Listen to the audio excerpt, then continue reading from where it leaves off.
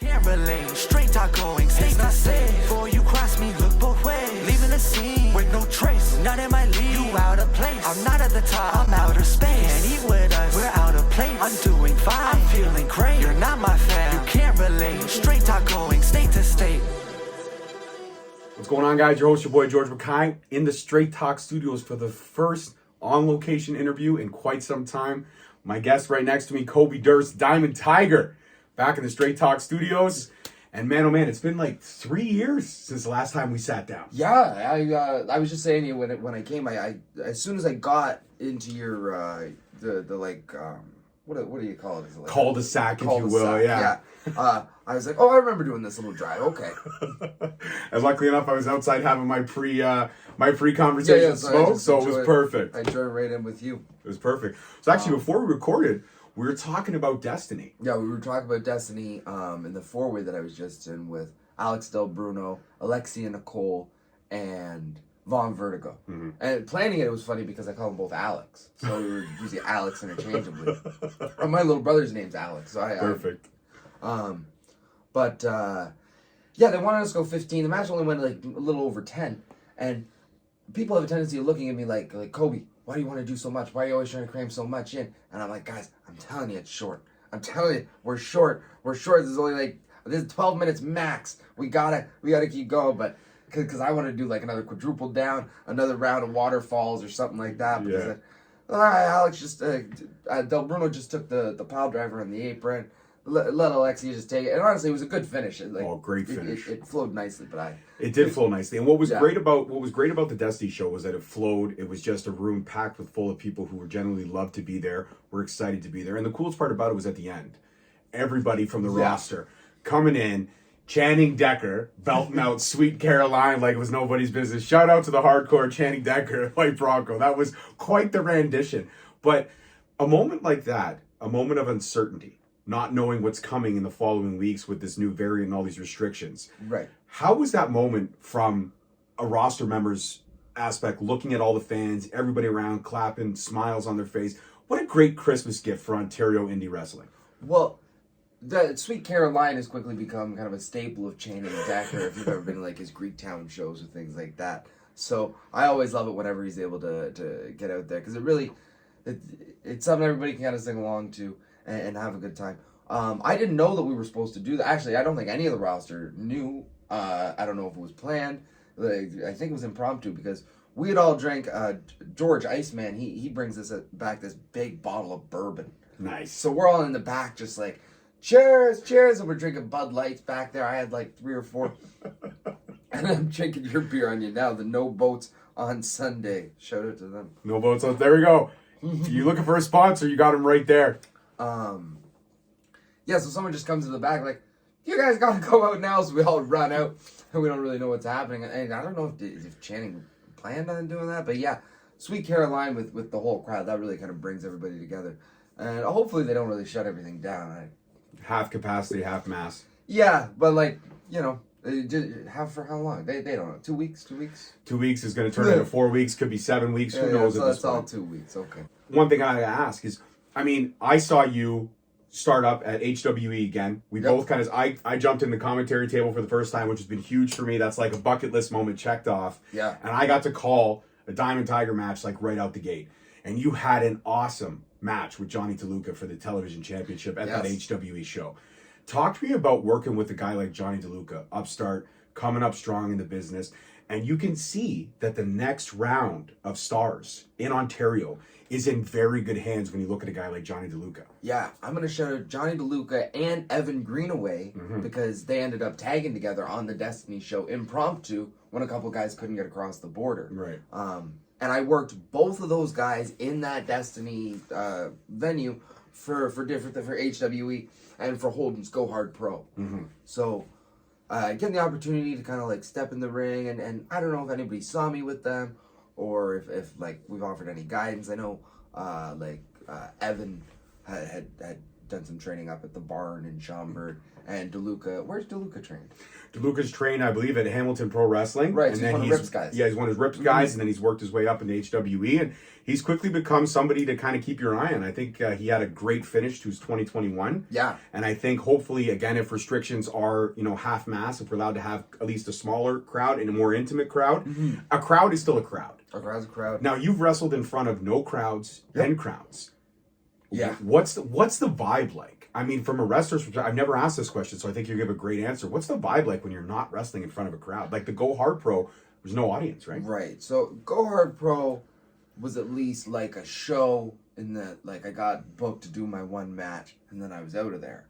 If you're wrestling for somewhere like Super Kicked, which I did, and I'm very thankful to Chris Chambers and the whole Super Kicked gang for welcoming me in, but we'll bang out like 5 matches, 6 matches. So, and not necessarily all in a row. So like you might be there like 8, 9, 10 hours just filming, recording promos, different things. Just that way they can keep cranking out content.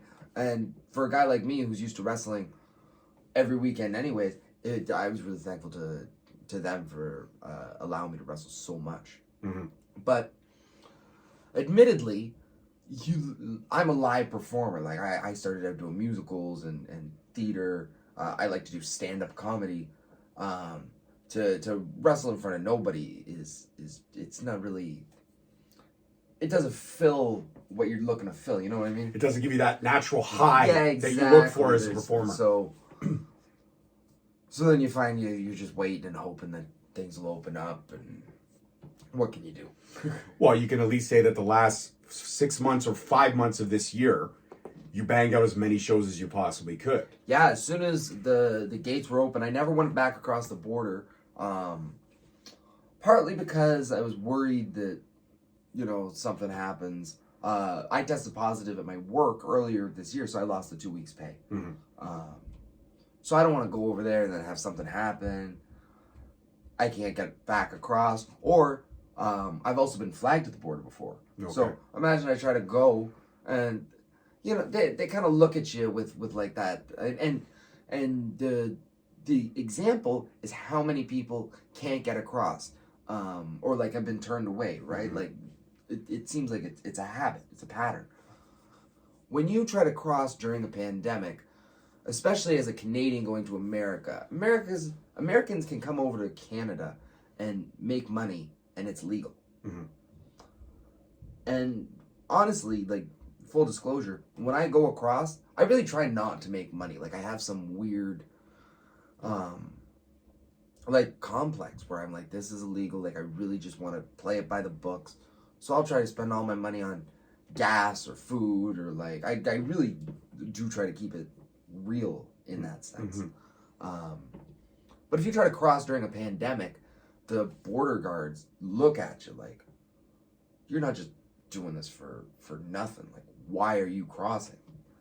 And then once you're flagged, like, that can really fuck a wrestler over. I don't know if you can say that. You absolutely can. You can. I've actually been talking a lot lately with a lot of wrestlers. A great wrestler, shout out to Jeremy Prophet over in Montreal. He's really been trying to put the spotlight on the red tape issue that a lot of Canadian wrestlers, Canadian talent feels. And you're right. American talent can come over here.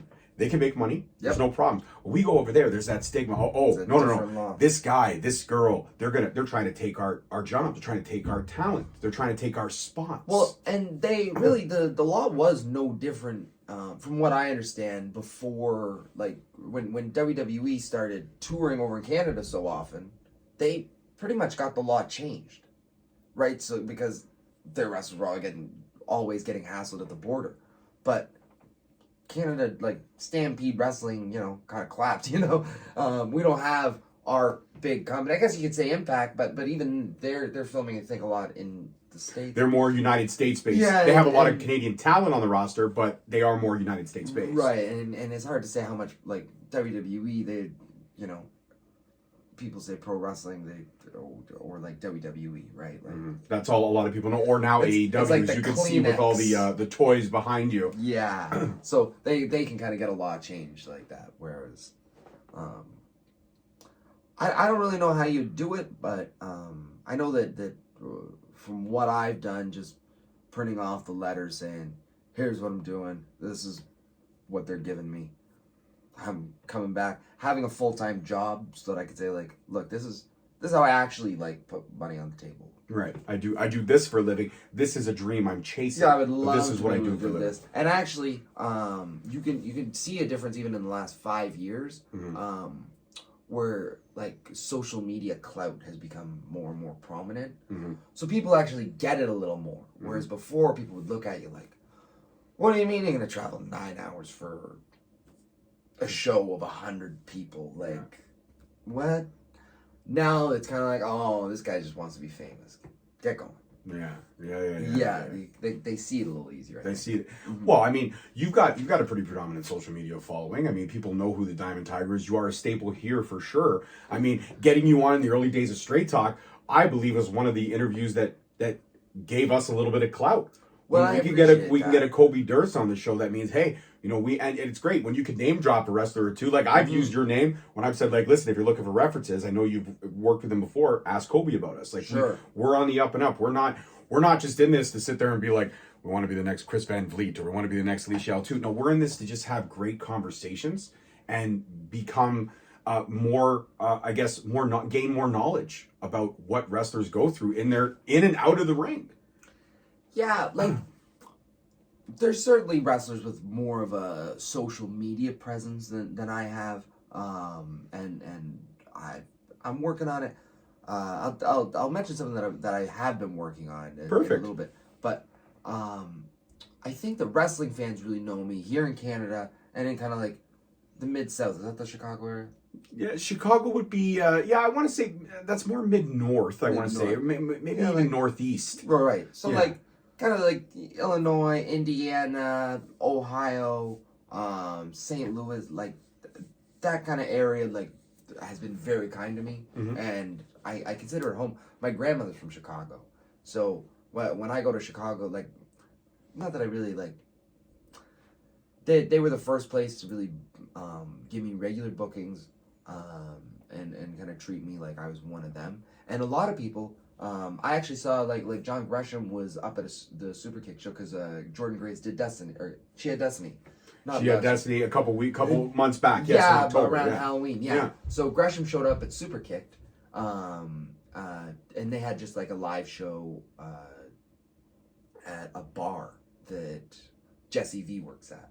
Jesse V works at a bar and has a bunch of, anyways, nice outdoor show. And he shows up and he's got his mask on and he's all bundled up. And the ref,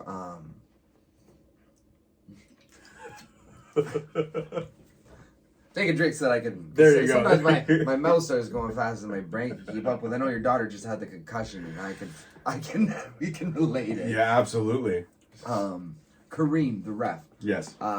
He says, "Hey, my boy John's outside. You want to come smoke with us?" I'm like, okay. So I'm out there. We're just talking. I'm like, "Hey, man, nice to meet you. How long you been into wrestling?" And he removes his mask. I go, "Oh shit, you're John Gresham. I'm sorry." That's amazing. Yeah. I'm gonna use that clip when we promo this for sure. That's an amazing story. And he goes, "Man, you're all the way up here. What are you? You're from like Chicago, aren't you?" And I said, "No, man, I'm from here. I'm from here. I'm just always there. I'm homegrown, man. Yeah." Oh. So actually, speaking of Jonathan Gresham, that's an interesting segue. And see, that's the vibe that we get. We can move towards that. So ROH going on a hiatus for a couple of months. All these releases this year, a whole flood of talent coming back into the indies or possibly going to other bigger organizations. And let me just say, it would be an honor to get signed and released by any company. Fair enough. Well, if anybody out there can make us Christmas wish, looking to hire and fire, I'll uproot and I'll be right back. A hire and fire in a day. That'll got to be a Guinness World Record somewhere for sure. Uproot your entire life. Yeah, walk there. Sorry, give me kid. The Royal Rumble quick elimination. Sorry, kid. It's no go. But when you think about all these releases, you see these big names that are getting kind of put back into the flood of the indies. Right. Does that discourage you in any way from trying to chase one of those top companies? Not me. The way I see it, those are guys who are going to bring eyes to independent wrestling. If they're taking indie bookings, they're going to bring eyes to indie wrestling. They're gonna bring guys like me, guys like Evan or Johnny DeLuca, any of us aspiring indie guys. They're gonna elevate us to that next level. Being able to see like Chris Sabin versus Cody Deaner on like a Destiny show, that was actually pretty incredible. Did you get a chance to talk to Sabin or Diener backstage? I talked to Diener. I didn't get a chance to talk to Sabin. Diener's a great guy. He's been on the show. He's done 5 questions with the mini host. Right, and he's a Canadian. Like I've never really met Sabin before, so you get a little starstruck. To me, Sabin's like AJ Styles. Like they're the same. I completely agree. Yeah. I don't know. It's very hard to, in my opinion, because I'm a big fan of the X Division. I love the X Division. Yeah. And when you go through the history of the X Division, the amount of names that have held that title. Right. And then you look at when they say that Chris Sabin is arguably the best X Division champ of all time, but then AJ Styles held it, Samoa Joe held it. Fuck, I believe even Sting held it for like a week and a half or 2 weeks. He's good, man. He's so good. And honestly, I did an AJ Styles seminar, so I might not even be as starstruck by him, right? Because I've spoken to him. Did you do it with him before or after the soccer mom hair? It was before.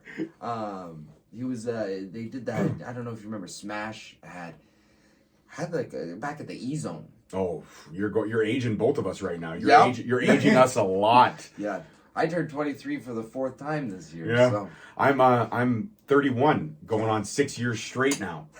So you do the math there and figure out my exact age. Yeah.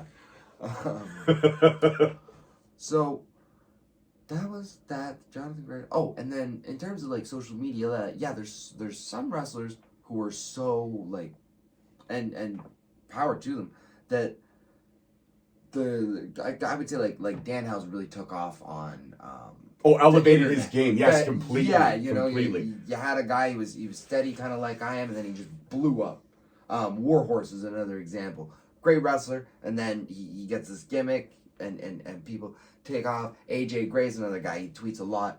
He got a big following, and like huge recognition for like Pro Wrestling Illustrated. Who else tweets a lot? Ethan Page is a guy whose his social media game has elevated his career. It's something that it's 24/7. You probably know, like you gotta stay on top of it, and if you're someone like, and maybe I'm making excuses, but you got your full-time job, you're trying to work on your body, you're also constantly worried of. The main thing that I'm worried about is somebody could say, you could have just said nothing, right? That's true. Like, so there's a lot of people who kind of shoot themselves in the foot. You have a bad day, you get on social media, you get in this habit of like Tourette's speaking your mind on social media, and then what? When really pro wrestling, when I was a kid and when I dreamt of pursuing it, I thought it was going to be scripts.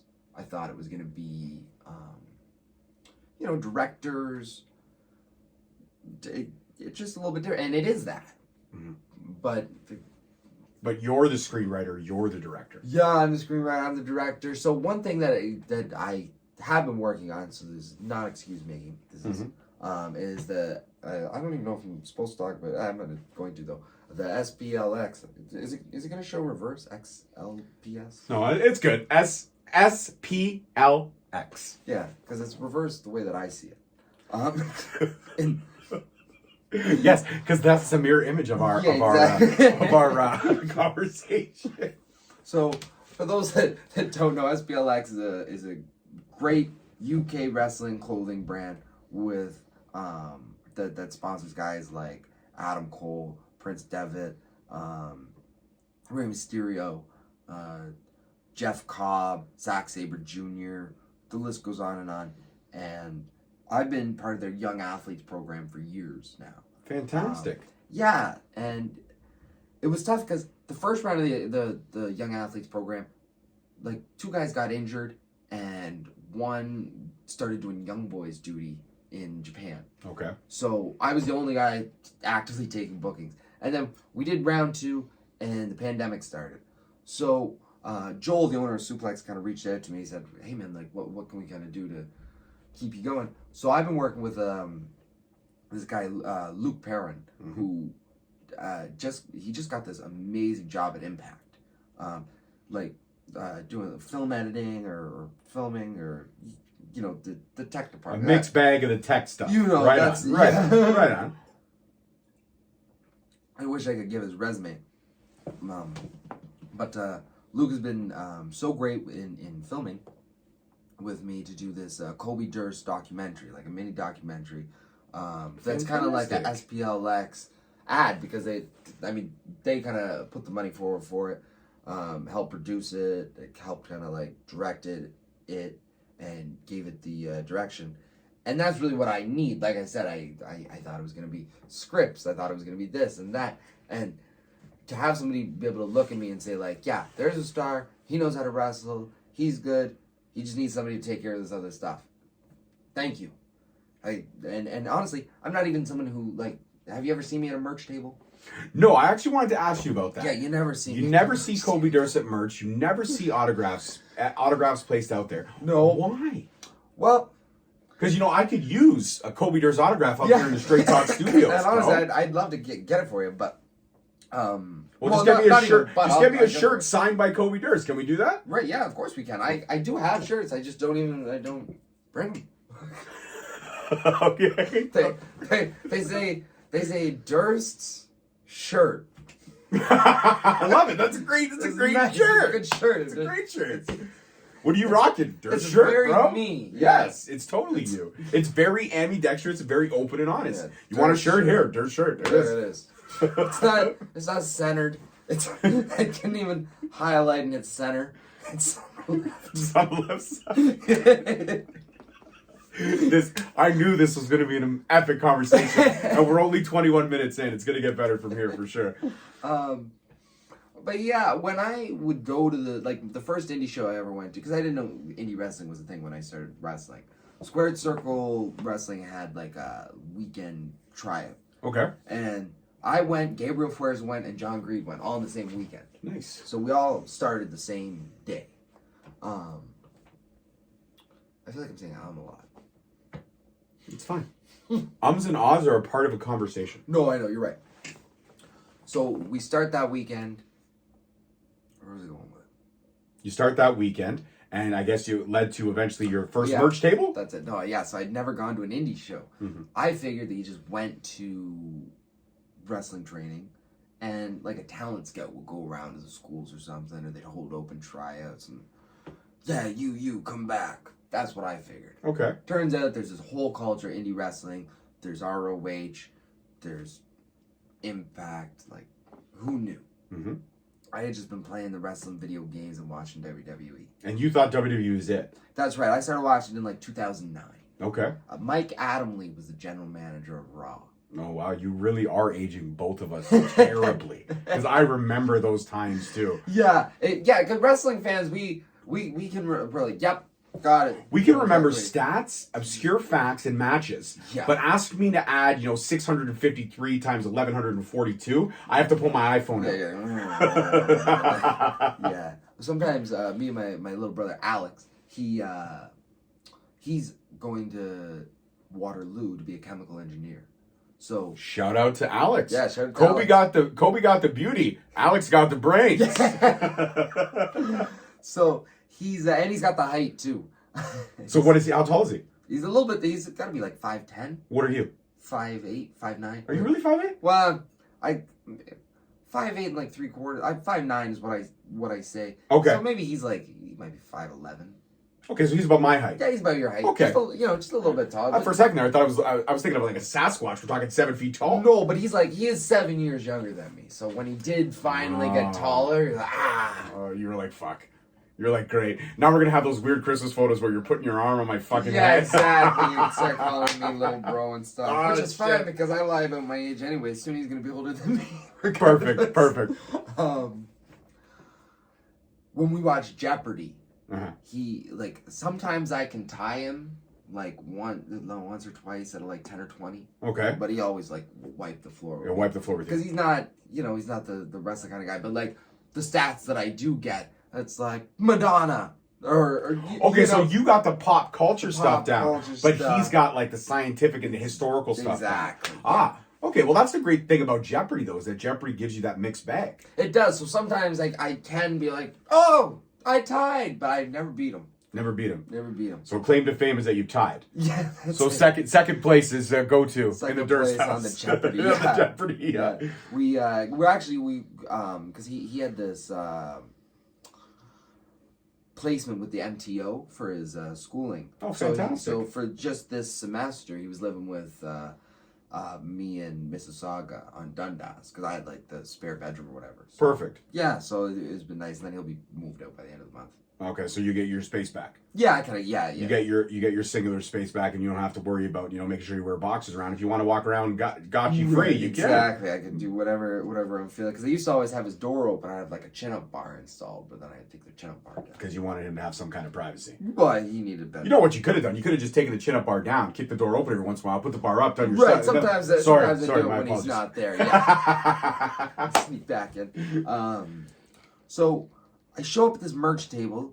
My first indie show, my mom takes me, and because I live like 3 hours away from where if you want to look at it on Google Maps, I'm from Madoc, Ontario, and Squared Circle is at 320 Deerhide Crescent in Toronto. Some addresses you just remember. Mm-hmm. And it's kind of like Jane and Finch area. It's not the best area. Well, it's the best area before the sun goes down. Exactly. After the sun goes down, you want to get out of there as quickly as possible. Yeah, because when I did always put your money in your sock if the sun goes down. Yeah, when I started going to college, like, I'd be sketched out because I'd be leaving there around like 11 p.m., 1 a.m. To take the bus. But some of the best weed I ever purchased was in the Jane and Finch area when it was illegal. Now you can buy it like literally at a corner store. I went to a drive-through the other day to get weed. That was fucked up. At Ganjika House. Yeah. In Brampton. So story goes, just to give everyone a little back, where we are now, Brampton, Mississauga area, there used to be a Burger King, right smack dead center of Brampton, and old Brampton as we like to call it. And Burger King eventually became a walk-in clinic. Then it eventually became a weed distribution facility. And illegal. Not illegal, legal. Very legal, on the up and up. Government knows about it. So I went through the other day, and it was like pulling up. It was like something out of a time warp. Yep. Hi, can I take your order? Yeah, can I get 25, can I get 3 grams of this, 4 grams of that? Oh, sure, sir, your total's at 163. Okay, perfect. Pull up, and the bag gets handed to you. Have a nice day, have a Merry Christmas. Yeah, this is fucked up completely. Like, I looked at her, I said, this is, I used to come through this drive-through in high school when I was stoned to get burgers. Now I'm buying the thing that makes me buy burgers. So it was at the same place. It was just a time warp. You know what I mean? It was a fucked up time warp. Exactly. Funny thing about Ganjika House. So today's Tuesday that we're filming this. Mm-hmm. Tomorrow, that's my map for my garbage route. Is like that neighborhood, like literally, like the Ganjika House over that square is like my whole garbage route where I do the organics and. That's the shoot job, by the way. Garbage man. He's a garbage man. There's nothing wrong with it. I actually just got a new gig myself, working for Miller Waste Systems. As a dispatcher. Miller's nice. Miller's nice. As a dispatcher. So I'm very excited about that. I'll be starting that in January. So. There it is. Yeah. Congratulations on that. Thank you very much, brother. Appreciate it. We just got off strike, which was awesome. We got a 17% raise, and we used to have to work 12 hours a day. Mm-hmm.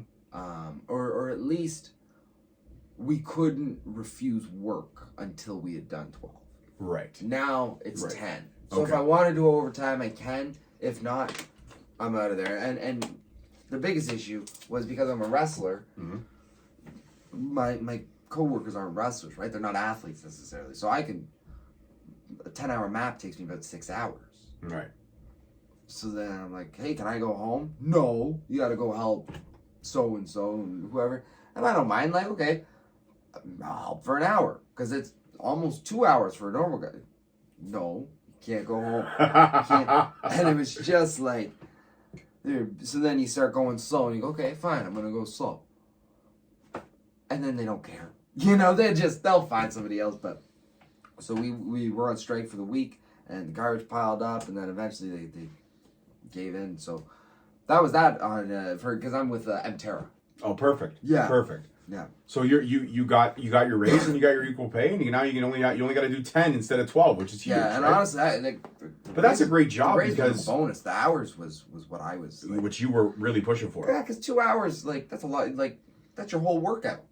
For a guy like you. For Me, I me- last about 33 minutes, maybe Right. like 40 if I really push myself on DJ Hero. I'm really working like No, the but biceps and even stuff. think about it though, like driving to the gym, getting changed, driving home from the gym, preparing your meals. Like that's even if you only work out for That's a half an full-time hour, job in itself almost. it's a lot. Well, and for some guys that is their whole job. Right. You know, you're Nutritionist gonna wake up, and, yeah. work out, eat, work out, have a nap, Work wake out. up, work out again. Yeah, like and that's what I dream of doing someday, and somewhere where it's very sunny, like Florida. And you will get there. And the great thing about this job though is that at least it gives you your weekends off, so you can hit those shows, you That's can right. get those bookings. Monday to Thursday, so every Friday, Saturday, Sunday when the wrestling shows are, and even like Thursday night, like I could take the Thursday off, or like Greektown was supposed to run this week on Thursday. Looking very forward to it, and we found out about again COVID fucking us over, restrictions. It was going to be my Christmas gift to myself. I'm very selfish when it comes to myself. I like to treat myself. I was just telling Kobe about my new 65-inch TV. I treated myself. I mean, yeah, it's a family TV, but it's more mine. LG. LG, life is good. Life is good. That's Life's right. better with Shameless LG. LG plug right there. But yeah, so like you got those times off to hit those bookings, and that's awesome. But back to my major point of the question: why doesn't we're Kobe getting back to Durst the merch. sell merch? So we go to the show, and they used to run out of it was Vaughn, the Palladium or a Sportsplex Okay, or something. like a Sky Zone maybe. Yeah, something like that. They Okay. had it was like a soccer field, like hockey fields or something. And I go and wow, here it is. And Elgin's on the show, and Hacker's on the show. I'm trying to remember. I think. Shout out to Scotty O'Shea, by the way, Hacker. yeah. We're here. Recovery's going very well. Kudos to you, brother. We can't wait to see you back in the ring. Well, you know, the thing about that is that Adrian's the one that's supposed to go into a coma. Not Rocky. That's right. That's right. Um, If you don't know what we're talking about, please Google it. I'm not going to explain Rocky to people, okay? If you haven't seen Rocky, I don't know what the fuck you're doing in your life. I just watched right up to Creed 1, so we still got Creed 2 with the girl that I'm living with. See, Creed 2, I have a little bit of a beef with. Yeah. I do have a beef with Creed 2. Don't tell me because I'm not going to tell you. But wait, okay, so here's what you do. When you finish watching Creed 2, message me I'll let you know. and say, what's your beef? And then I can tell you my beef. Or I might even tell. I mean, I'll tell you off camera so I don't spoil it for anybody that hasn't seen it yet. But anyways, back to the But merch. Creed 1 was great. Yes, Creed 1 was phenomenal. Holy, yeah. And you know what? Even Rocky Balboa, like, because I watched Rocky Balboa in theaters in 2006. So did I. Yeah. So and did I I. haven't watched it since. The most motivational speech. Life is hard. Yeah. Life will beat you to your knees and keep you there if you let it. It's not about how hard you get hit. It's about how hard you can keep getting hit and keep going. Keep pushing forward. And you're sitting there, you're like, I could do anything because Rocky said I could. Because nobody hits harder than life. That's right. There we go. High five it on that, baby. I love it. I love it. Nobody hits harder. But you got to say it with that New York accent. Yeah. Nobody hits harder than life. You got to say it like that. The Philadelphia. Sorry. Okay, that Italian accent. Italian. Yeah, that Italian accent. Really, you know, it's the Stallone because it was something at birth, right? Something along the lines of that, yeah. And even when he did porn, like even when he did the Italian Stallion porn movies, the accent was very proverbially there. And he was a real boxer too, right? Like he probably got hit a couple times. Probably got hit a couple times, but then he came up with this like lightning in a bottle, and here we are, 8 movies later. I always thought I when The Wrestler came out, I had hoped that it would be more like Like a trilogy. yeah, and then where because I call myself like I was doing Diamond Tiger Kobe the Ram Durst, like I was Randy the Ram's son. And by the way, somebody write this if you could, because I'm not gonna do it. I'm just an ideas man. Maybe I'll write it, but I would love to be that. You know, like like the I'm sequel. young. Yeah, not the sequel. Like not even necessarily the Randy the Ram, but like the idea like of, the indie wrestler going through his career. Trying to make it to the top. Yeah, you'd have to start filming it now because I'm young now. Yeah. Well, we could do what Martin One day I'll be Scorsese did for the, the worst movie ever made, The Irishman. We can do that. We could do the CG and make you age younger.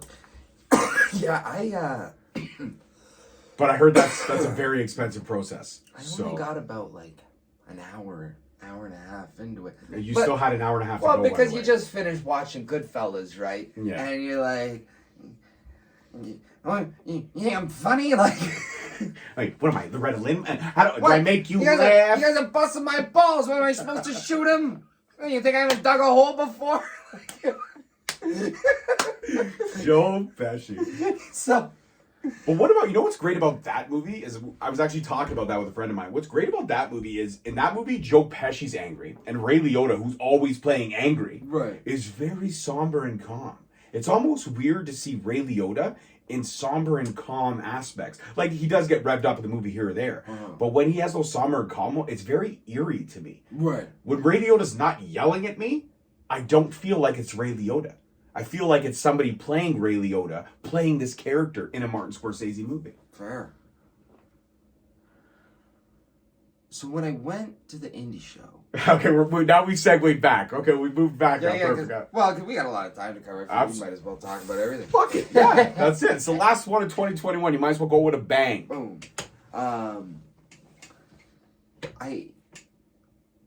Anybody who was around pro wrestling to me was like a superstar. Like, whoa. And then very quickly, when the intermission started, and you know, you could see there was a lineup and people getting the autographs and stuff, and that was cool. Pardon me.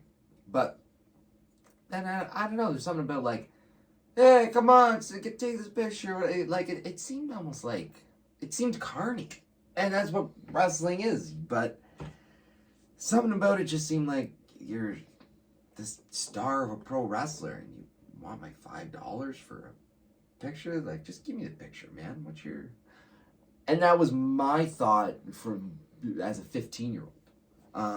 So that early memory turned you off from a having little those bit. awkward encounters at the merch table. And if you've ever been at the merch table and you get all your stuff set up and then you're finally there, and especially if it's like a big show, there's like 300 people there, and you're maybe like a big player at the show, and just nobody's in the line, and you're like, oh. And then of course I have been at shows where people are like, Kobe, I want a shirt. Where's your shirts? Come on. Good. A lot of times, especially if I'm on before intermission, I'm out in the parking lot with you anyways. I'm smoking a joint. Yeah, that's true. I've seen that a few times. Beer. Yeah, so I want everybody to remember that when they fell on hard times during COVID, I never sold you a shirt. All right? So who was really thinking about you? The Diamond Tiger, Kobe I was Durst thinking was. about you. I said, no, keep your money and put it in a savings account or something like that. Let it grow in a high yield, low interest, bond fund. I tell you, last year I bought the Wealth Simple. Remember when? Yeah. I didn't have a whole lot of money, but I happened to buy some AMC stock, Mm-hmm. and it jumped like $2,000. Like, holy hell! Like winning the lottery, and then I invested it all, and it's all gone. It's all gone. Because It's all gone. because with the lockdown, and I'm so stubborn. I'm like, no, I bought these. I'm gonna hold on to it. I'm like, God, oh. And it plummets. Easy come, easy go. That's it. Especially when it's free money that you're kind of playing Exactly. around. Yeah, you figure it'll probably come back one day. It'll come full circle. Yeah, when they open it back up, hopefully. So when you started your journey into indie wrestling, and again, we've talked about this a little bit in our first conversation, go back through the Straight Talk archives, which was also only an audio-only podcast, because I didn't know YouTube was a thing at that time. Like, for podcast-wise, I knew YouTube was great for clips and, like, homemade movies and You're stuff. really dating yourself. I am. I'm dating myself completely. My hairline dates myself for me anyways. But when you started your journey in pro wrestling, and that was kind of the first image that was ingrained in your head about the awkward encounters at the merch table. Yeah. It's no surprise that... And I've had those awkward encounters where I've gone up to a wrestler and be like, hey man, can I grab a picture? It's like, well, if you buy something, no problem. It's like, well, okay. And I don't have cash, so I don't want to feel awkward and be like, well, can I e-transfer you? If it's a friend of mine that I know, like Josh Alexander, I have his email. I'll e-transfer him because I know him. But if it's somebody that I've met for the first time, it's super awkward to me to be like, well, can I e-transfer you? So I'll go try to take money out, but sometimes there's no bank machine within earshot, and then I kind of just saunter back to the crowd and hope the wrestler doesn't see me for the rest of the night. I've had those awkward encounters on the other side too. But also, then you go up to the thing and you'll sit there and you'll buy an autograph, or you just go up and talk, say, hey man, can I snap a picture? Absolutely. And it's just, for me, to see the collection I've built of some of the great autographs I've been able to get a hold of and been able to have conversations with those people, that's the coolest thing. Yeah. Every autograph is a memory of a conversation that I remember having. And they were great conversations. Each and every one of them. That's nice. Yeah. Yeah, and that's one thing with any kind of live performance. Like if you go to a concert or I don't know, some other live performance. Like people are always they Concerts, sell their bands. stuff. Yeah, bands. Seeing a DJ spin at a club. If you go to an athlete, like you go to a basketball game, a football game, getting Exactly. a jersey, Get a sports star, yeah. getting an autograph, like it's a whole thing, and there's like a culture around it. Collecting toys is kind of in the same realm. Yeah. But also, the value of it goes down the more you give it out, doesn't it? Yes, the value, because people say, well, there's 600 or 700 of these floating around. But for me, like what I've built here myself, the autographs I've never sell. Yeah. And some of them are also made to me. Right. Like they say to George. Sure. I'm not going to sit there and spun that and send it around on eBay. No. And be like, oh, hey, look, do you want this autograph? Well, yeah, but it says to George from Jimmy the Heart. Sure. Like, that's just stupid. Yeah. Okay, I'll cross out the to George. I'll still sell it to you for $75. No. Because it's got these two fucking weird black lines on it. Yeah. Doesn't make sense. So when I see people selling autographs and stuff like that, or the worst is when you go to an autograph signing. Like I've been to major autograph signings with Kevin Owens. Right. When SummerSlam was here, Kevin Owens had a Toys R Us. So me and the mini host, we woke up at 5 a.m. Mm-hmm. We lined up at the Toys R Us. He showed up at 8. We were one of the first people to get his autograph. And in front of me, there's a guy with 9 toys. 9 Yes. similar Kevin Owens. And Kevin was gracious enough to sign each and every one of them. My daughter went up with one action figure. I went up with his DVD. We each got one thing signed. Both are still here in the Straight Sox studios. But this guy, you knew exactly what he was doing. And sure enough, when we walked out to the parking lot, all 9 were spalled out on the back of his truck cab. Sure. And he's snapping pictures. And sure enough, when I searched about an hour later, I searched on Facebook. I searched autograph, Kevin Owens autograph. There was 8 of them. So he kept one for himself, and you wouldn't believe it. He was selling them for $1.50 each. And it's like, dude, you paid $25 for that fucking toy. Yep. He was gracious enough to sign 9 for you when it clearly stated the limit was 1 each. And you're gonna turn around and make a profit off that guy. It's people like that I don't have a respect for. Sure. And yeah, like they're definitely, again, it's a carny thing, right? So sometimes the other part with the merch is I guess I always wanted to I wanted to get a contract. That's always been my number one. Like some people want to just make a living at pro wrestling. I'm happy doing what I'm doing, but I've always wanted a contract. I want to be on TV. I want to wrestle. I want to be in WrestleMania. Like that was the dream as a kid. And Saturday Night Live. Those were my two. Like I want to be a wrestler. Very different spectrums, by the way. Yeah, different spectrums, but like one you can really like tackle when you're young, and then the other like you can't wrestle forever. No, it's true. And I think the comedy is kind of a natural. Like Mick Foley does it's not really a comedy. It's more of a story thing. But like Dolph Ziggler's a comedian. I've seen Dolph Ziggler's comedian shows. I've never actually seen it. Is he? He actually, Dolph Ziggler, when he was here SummerSlam weekend, he did have a comedy show and I was able to go. Yeah. And he lights it up. Yeah. And it's funny because he doesn't come up and say, so backstage I was he doesn't talk about wrestling too much. He actually talks about real life shit. Which is nice. And it's fucking hilarious. Relatable to it's relatable to you and me. Everybody. He's talking about wrestling a little bit. When I only have ever done the like extra work for WWE one time, and it was two like Columbus and Toledo, Ohio. And how do you get called for extra work for that? Like, do they spot you? Do they know of you? Or are you on their radar? So what happened for me was I just got in a conversation with Rex Atkins somehow, and he said that he had done the work and that this was the email that they had sent, and he gave me this lady's email, and I just sent an email to that address, and they said, "Yep, we need extras for these 2 dates." Perfect, I'll be there. So then, and the night before, I had wrestled. I did double duty on A1 because somebody got injured. I want to say it was like Del Bruno hurt his ankle or something. So I wrestled the one match, and then got like thrown into this other because it was like a tournament or something, and I had this cut over my eye, and I was all like I was ready, and so I go down, and the person who usually oversees the tryouts wasn't there. Okay. So somebody else was kind of like overseeing it. Regal wasn't there, so that was a little bit unfortunate, but I forget even where I was going with this, but. Well, we were talking about how you got about to go about the extra work. So you were talking about your experiences with the extra Right, work. that was it. So I just kind of sent an email, and they got back to me, and I went down, and they said, basically, it was Dolph Ziggler. He was the nicest guy out of anybody that I talked to, and I didn't know he was a comedian then, and I hadn't done comedy, but we were doing matches like before the show for like just, some whoever, on SmackDown. We had like 5 minutes each, and he talked to me about it and said, "Oh yeah, I think this and that," and yeah, it was nice. He was really super cool though. Yeah, he seems like a nice guy. Yeah, and on the SmackDown, they because I did good in the match, and I guess I didn't look weird. Jericho was looking for his scarf. Kevin Owens had stolen his scarf, and they had me stand in the hallway.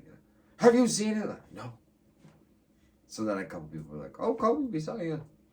That's pretty cool, though, Yeah, right? it was a cool thing. Like to have Jericho take 5 minutes out of his, or 2 minutes out of his, actually probably 10 seconds out of his day to ask you where his scarf was, scripted, still pretty cool. I mean, you're in the ring with arguably one of the great Canadian goats. And you know what? It was more than 10 seconds because they tried to record that promo, and I bet you if you ask Jericho about it, I bet you he probably doesn't remember me, but he might because probably not, but my ex who lived in your neighborhood, her boss ran Plays by Bird, which Okay.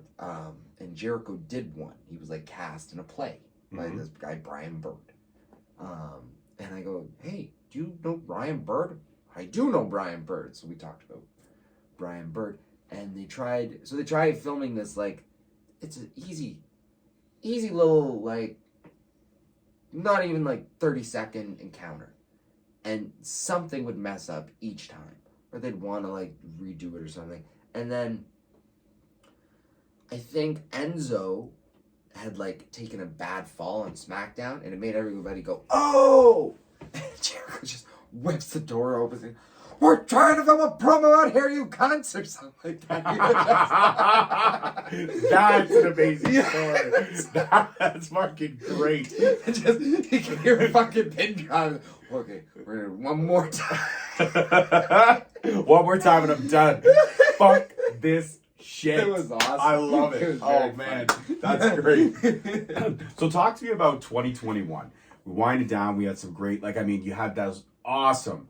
You came out when Aiden Prince finally captured the Next Gen title, and you fucking put him through a chair. Yeah. And then you had that awesome steel cage match literally only about a month and a half ago. Mm-hmm. Almost 2 months now. And you guys tore it up. You tore the house fucking down. It was a great match. I was in the crowd. Yeah. And it was so great to see. It's great to see people I consider friends like you and like Aiden shining stars in the indies. It's great to see that. Yeah. And then, now we get these revelations that we're uncertain where January and February is going. But for these 5 months that you were able to crunk in as many shows as you were, did you feel that spark in you again? Oh, I know yeah. that spark never left, but the flame must have been turned down just a little bit. You start working out harder when you know that you got the weekend coming up. When you have an actual match that you're training for to get ready for. Pardon me. That you're training for. It gives your workout like a little bit more purpose. I know like some people say they have a hard time finding motivation to like get to the gym or do this whatever. I can totally get it because without wrestling, you kind of maintain and to be fair, they shut down the gyms. So I didn't just have a home squat rack gym and or a bench press. something No, you could get I to. had to save up and then buy it at an exorbitant price Because it was a hot everybody's commodity, yeah. buying it. Exactly. So, $60, $100 later, okay, now I got what I got, and not just $1,600. Like, break up with this person, move over to here, do like, because they won't let you have a gym, and you need a gym, and no, I'm not waiting until the pandemic's over. I need a gym now, and I'm a pro wrestler first. So, you know, you go through all that, you restructure everything. Okay, here we go.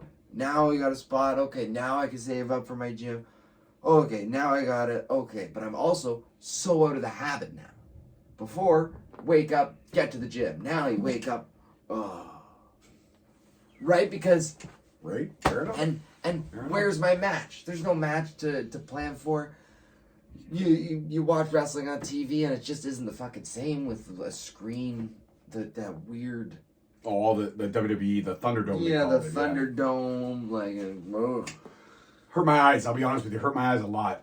Oh yeah, I didn't even think about Watching that. TVs within a TV is fucking awkward. It's so awkward. Even like sometimes when you watch a video game and you go into a room and there's a TV on, I tend to turn my character away from the TV because it hurts my eyes. Sure. Why do I have to watch a TV within a fucking TV to be part of the game? Like it's annoying as fuck. But yeah, with all those, I actually couldn't watch Raw or SmackDown during the pandemic because it would hurt my eyes. Wow. It would really. I wonder if that it's got to be a common thing. It has to be. Well, look at, like, if you look at it now, like with kids and now being off school and then on school and online and offline and all this other shit, like a lot of kids it's spiking for glasses, spiking for contacts. Kids are getting them earlier than they should be. Yep. And it's not just one kid. It's like literally 15, 20 kids in the same classroom. Right. And it's because we're expecting them. We're telling, it's such an oxymoron. When you're a parent, you're saying to your kid, get off the fucking screen, read a book, do this and that. But then when they're online school, you're saying, get on your fucking computer, do your fucking homework, let's get it going. And you're sitting there and you're telling them 1 minute, I want you off screen time. But then the next morning, okay, get up, you have to log in, you have to make sure you're in class on time. And as a parent, when you're trying to set boundaries, it's such a, so I just want a big shout out to the Canadian government because you've screwed up every parent out there because we don't know what to do. And we're also working full-time jobs to keep food on the table for our families. But now we got to come home and be teachers because you won't allow the teachers to be teachers. So the Canadian government, you've done a bang-up job of fucking this entire pandemic up. So Justin Trudeau, but hey, you got great hair, buddy. Great fucking hair. I do like the stereotype that Canadians are good looking that Justin Trudeau has bestowed. Well, Justin, yeah. Well, he also took his shirt off. Handsome. He also took his shirt off at a fucking daytime talk show and showed that he had a six-pack. And it's like, why is that important? Ripped, nice. He can grow a nice beard. And he can stand in front of a camera and he can read off a teleprompter. Big and fan of his dad too. Still fuck it up. He can still fuck it up when he's reading off a teleprompter. Fucking Yahoo. And it's weird that the kids would all catch COVID in the same class if they're wearing their masks. Yeah. You'd think that, only one or two. Well, it's weird. It's also weird now that the lowest variant is causing the biggest threat. The numbers are spiking through the roof, but this is a low-grade variant. This is a variant that's supposed to be the closest to the flu that we've seen. It's Omicron or Omeocron, whatever the fuck they're calling it now. And it's supposed to be the one that, if everyone gets it, it's okay because you can't be affected with another variant. It's still not okay. It's still deadly. Like, we're doing, as a society, we're doing everything we can, but you can't expect people to do this much longer.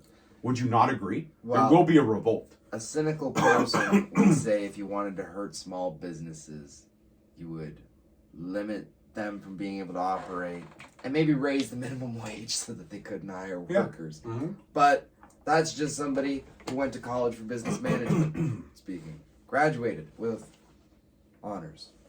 Not honors. I was half a point away. Half a point away. You caught me.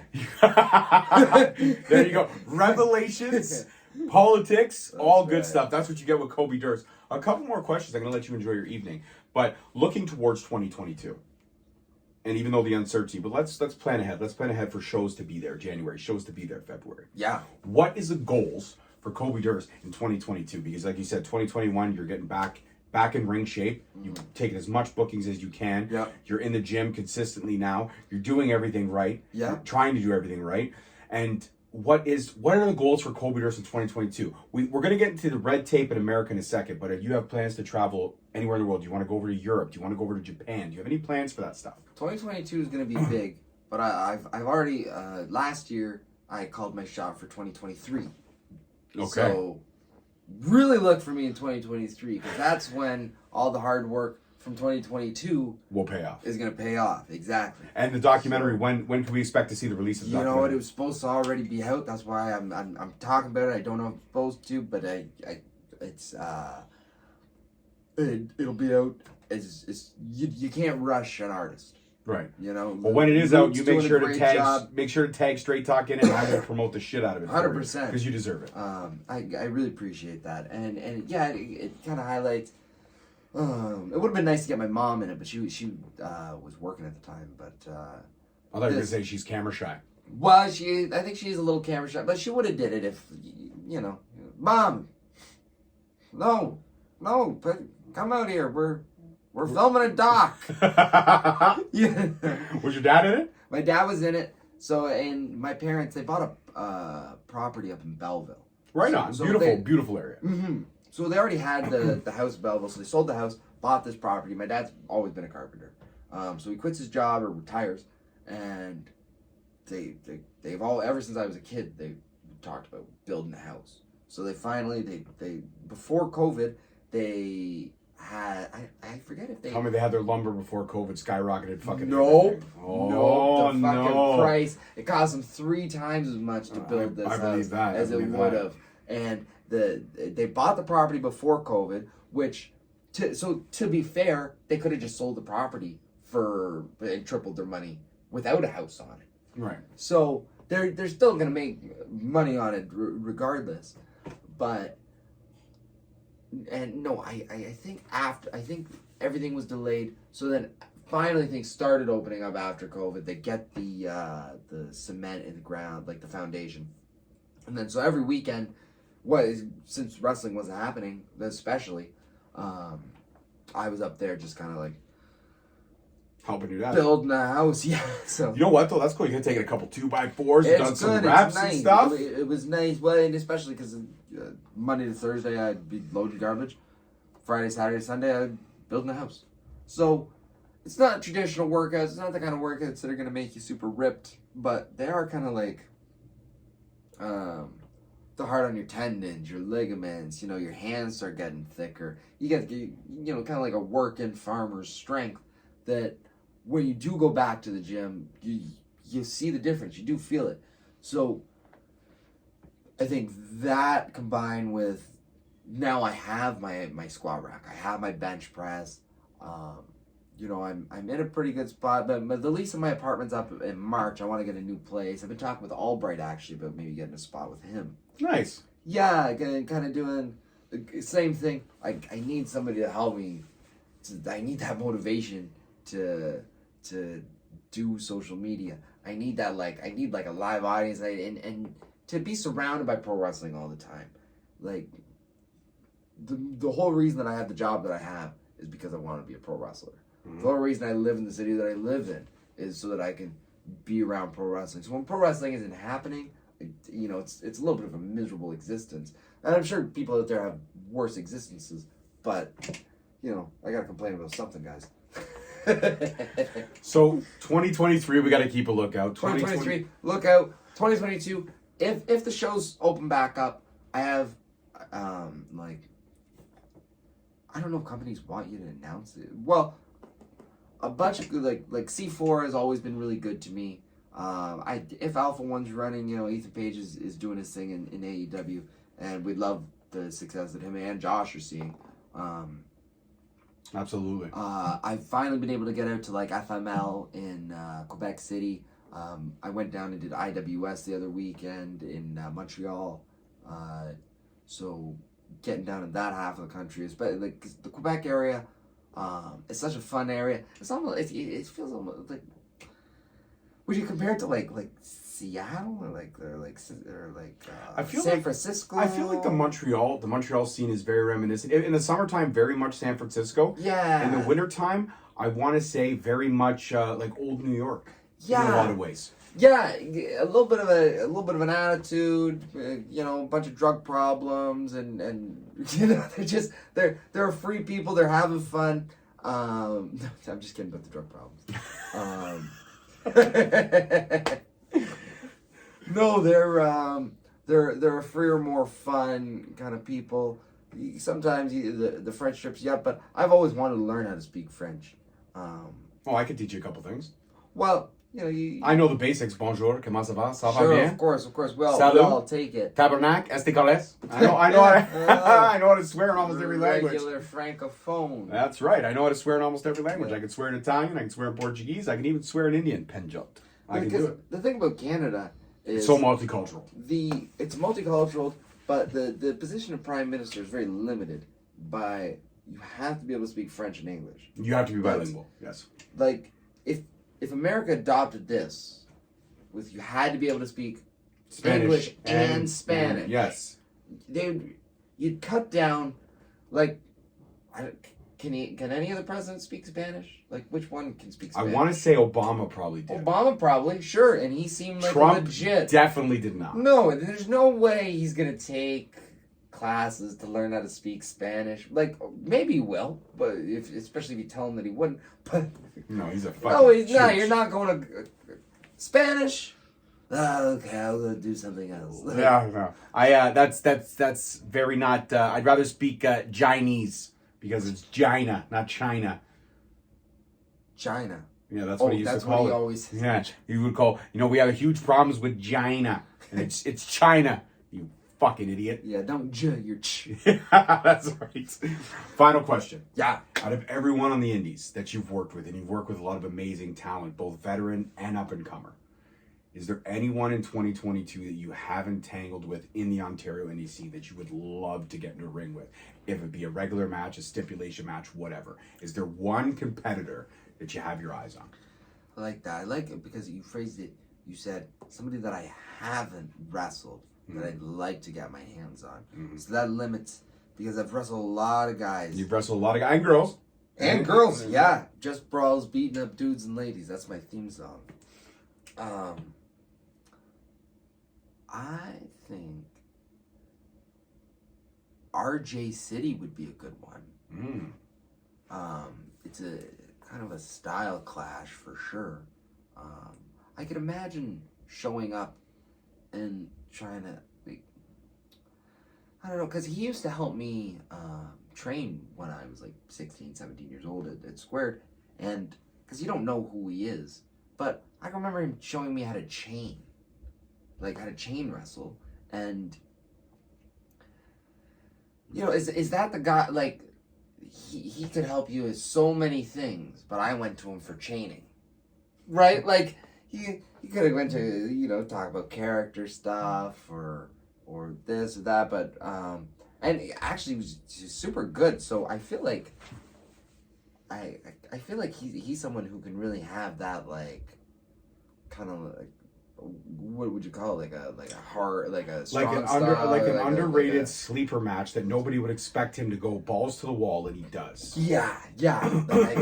I don't think he has it in him. If he's like, yeah, I'm but gonna it's wrestle. it's not the brand that he's built. It's That's just like it's a step away from what he's built. like if you tweet all the time, or not tweet.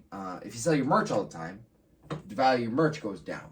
If you wrestle hard all the time, maybe people expect you to wrestle hard, and it doesn't mean that you can't. And it shortens your career span as well. It can, certainly. So maybe you think like your body will build up a tolerance to it, though. Might be. Some people, like, everybody wants to compare themselves to Flair. Like, not compare, but like when they talk about sex wise or ring wise. When you talk about like burning the candle, right. I want to be the last one at the bars, and I'll be the first one at the gym. Because we all read his book, and he's one of the greatest to ever do it. So he is. You always, despite the cloudedness of the last little era of his run, right? Yeah, I try to stay off the social media as much as I can, so I don't even know what you're talking about necessarily. You know whose book is really good if you haven't checked it out? I'm a big fan. About halfway through, my wife bought it for me for my birthday, but John Moxley's book. Yeah. It's fantastic. I heard it was good. Albright, I think, was actually reading me like a couple passages. Yeah, there's some really great motivational shit in there, Yeah. and he also goes down that dark territory because, especially nowadays, mental health is on the rise.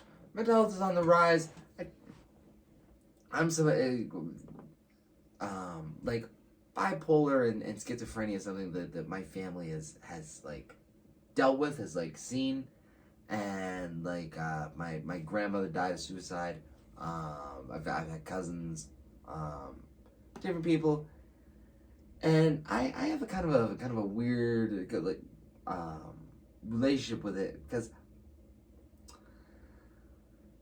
a lot of it, I think, you know, you never want to talk out of term. So, and I don't know what people are going through. So maybe I should just leave it at that. But if you are going through something, yeah, if you're going, just remember you're never alone, and there's always somebody there to help. Yeah, you're not alone. There's people to help. It's a good way to put it out there, right? Yeah, really. Who were we talking about? Oh, with pro wrestling though, it's a little bit different than other sports. Okay. With other sports, it's entirely performance based. Like you want to win the football game, right? And eventually win the championship. Right. So in order to do that, you need to be your peak athletic performance. With pro wrestling, there are guys at the top of sport that, you know, they're superstars, sure, but they might be able to get beat in a fight. You're not supposed to. The rule of thumb is you shouldn't look like you could get beat by the guy in the front row. But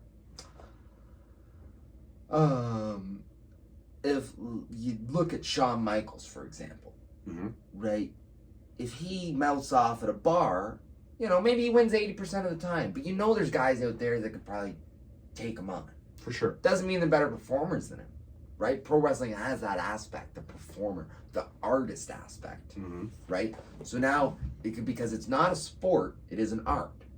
So now this incredibly athletic pursuit falls in the category with fucking Jimi Hendrix and Bonzo Bonham of, it's an art.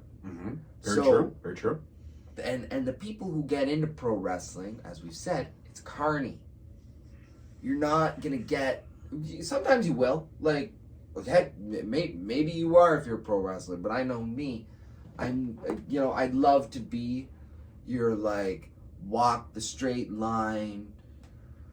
You know, makes the best decisions all the time, morally, like, perfect man, but I'm just not. You know, we're pro wrestlers. We are carny and pro wrestling, and you can be a good person and not be, like, you know, the most disciplined or the most athletic. And in pro wrestling, you can make up for certain, like you have different stats, right? It isn't all just strength, speed, agility, right? There's charisma, there's your mic skill, there's Twitter followers, you know, there's different, so okay, so he's about here, and then, but his other thing is up here, like a video game. You have to level up. You got to level up, and sometimes if you're at 100 in one column, you know, it's okay. You're at 60 in the other column. It kind of makes up for it. Absolutely. It balances. There's that balance, that feng shui, if you will. Yeah, and if you read the old wrestlers and how it works and the schedule of a pro wrestler, every single weekend, the pounding, like, you can get CTE from riding Sea-Doos and just rocking your head back and forth. Imagine what bumps can do to you. Very true. Anyway, so I think the people that come to pro wrestling, they want to rock and roll, they want to be, you know, athletes. You want to have that big entrance, and you got to try to balance it all in a way that, like your train has to stay on the tracks, but you want it to go as fast as you can. And, you know, if it comes up a couple times, that's okay, as long as you kind of keep going. And that's where you get those flares, those Moxleys, the Shawn Michaels. Hopefully it was empty. No, yeah, I finished that. I should put it down. And so what you're saying is there's someone always like me someday, where it's that artistry that meets the athleticism, and you go, there it is. He's found that groove where, like, and sometimes the train does fall off the tracks, right? Sometimes you have those, you know, like an unfortunate Teddy Hart story, or a any Dark Side of the Ring episode, pick one, right? Sometimes the guy, his train just fucking, he derailed it. But the most interesting and the guys that people really like hold at the top always had that like, is he gonna make it? Is he not gonna make it? Oh shit! Because well, that's because everybody likes a setback, but they also love the comeback. They love the comeback and being able to come back, right? Knowing like, okay, man, you messed up, but you're the best, and we can just keep on going. And that's what pro wrestlers have to tell themselves. You just got to keep on. Listen. Nobody's gonna hit harder than life. Nobody's gonna hit harder than life. You gotta get hit and keep moving forward. And I think that's a great way to end this. Kobe Durst, my man. Thanks so much for having me. Dude, always a pleasure. Before you go, shout out your socials. Let everybody out there know where they can follow the journey that is the Diamond Tiger. Kobe Durst. Everywhere. Everywhere. Even on Twitter. Though he doesn't tweet, but he's working on it, guys. 2022 is the word. Well, hopefully he tweets this fucking episode. And really thank you to anybody who makes, is it a GIF, is it a GIF, or like takes pictures of me, or art, or talks about my matches, mentions that they missed me, things like that. Because the only reason that my social media really did get the to where it did is because when I was wrestling every single weekend, there were so many people tweeting about me, mentioning me, that I could just share, kind of be like, Kobe. So it's really everybody else talking about me that makes my presence. Absolutely. And you were one of the first guys to give Straight Talk an opportunity to share your story. And now we've done part 2. And I'm honored to share it again. And thanks for having me live in the studio. I hate the Zooms. No offense to Zoom. Yeah. Well, this is pre-recorded, but still, it's always great to have. And you're always welcome back in the studio. It's never been a listen, we can't do this. It's just you know what the funny thing about this, I don't know if you remember this. We were at George the Iceman's birthday. October 2019. And we were having drinks, and you came over to me and you said, listen, man, I'd love to get back and have a conversation with you. You were great, which really touched me, because when somebody tells me that I'm doing something good and they remember how good the conversation was, that speaks volumes. Because as you know, we don't do interviews here. We have conversations. That's what sets us apart. We don't sit there and we don't pretend to, I have a structure. All the questions I asked you today were not prepared beforehand. This conversation was not prepared beforehand. We just went with the flow, and I asked what I felt was a relative question. Right. But when you came up to me and said, let's do it, I said, yeah, let's set it up for the new year. And wouldn't you know, fucking COVID shut it down. So this conversation, actually, that was October 2019. We are now in December 20. It took literally 26 months, but we did it. We finally made it happen. Happy birthday, Iceman. Yeah, happy 2 years ago. Happy birthday for 2020 and 2021, brother. We appreciate you. Ladies and gentlemen, I'm your host, your boy, George Mackay. You already know my socials, but the link tree is always in the link below. Don't forget to hit the subscribe button to help us grow. And man, oh man, peace, love, wrestling, all that good stuff. And remember, 2022, Straight Talk Wrestling, we're going to change the game. Peace. Thank you so much for listening. Don't forget to tune in next week for another great episode on all available podcast platforms and hosted on Podbean. Also, check us out on YouTube at Straight Talk Wrestling, on Instagram at Straight Talk Wrestling, on Facebook at Straight Talk Wrestling, and on Twitter at _Straight Talk. And if you feel the need to buy some sweet merch, check us out on ProWrestlingTees.com. Leaving the scene with no trace, not in my league. You out of place. I'm not at the top. I'm outer space. Can't eat with us. We're out of place. I'm doing fine. I'm feeling crazy.